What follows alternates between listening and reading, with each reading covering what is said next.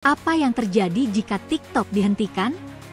TikTok adalah platform media sosial yang digunakan untuk berbagi video pendek dengan durasi 15 detik 10 menit.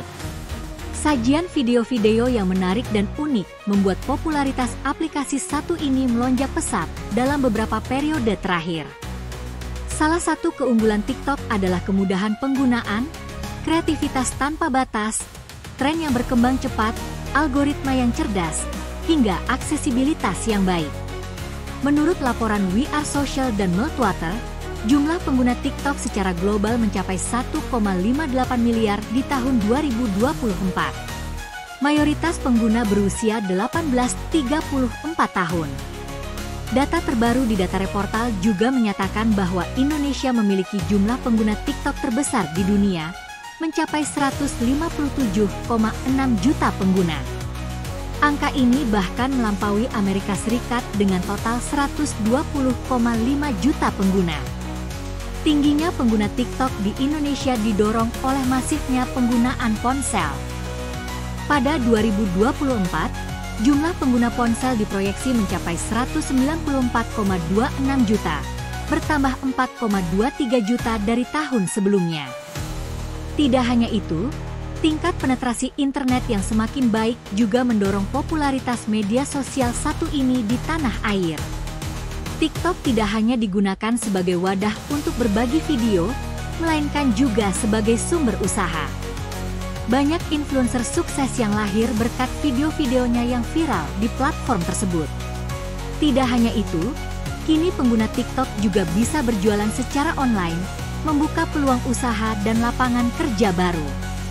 Nasib salah satu platform media sosial yang paling banyak digunakan di Amerika berada di tangan anggota parlemen AS yang berpendapat bahwa aplikasi milik Tiongkok tersebut menimbulkan ancaman terhadap keamanan nasional. Jumat ini, perwakilan dari perusahaan induk TikTok, ByteDance, akan memohon kepada Mahkamah Agung AS untuk menghentikan keputusan larangan yang akan segera diberlakukan akhir bulan ini. Pada tanggal 24 April, Presiden Joe Biden menandatangani undang-undang yang mengharuskan ByteDance untuk menjual aplikasi tersebut paling lambat tanggal 19 Januari. Jika gagal melakukannya sebelum batas waktu, TikTok tidak akan tersedia lagi untuk diunduh dan penyedia layanan internet akan dilarang secara hukum untuk mengizinkan akses di peramban internet AS. Juga tidak pasti apa peran Presiden terpilih Donald Trump dalam potensi larangan tersebut saat ia menjabat pada tanggal 20 Januari.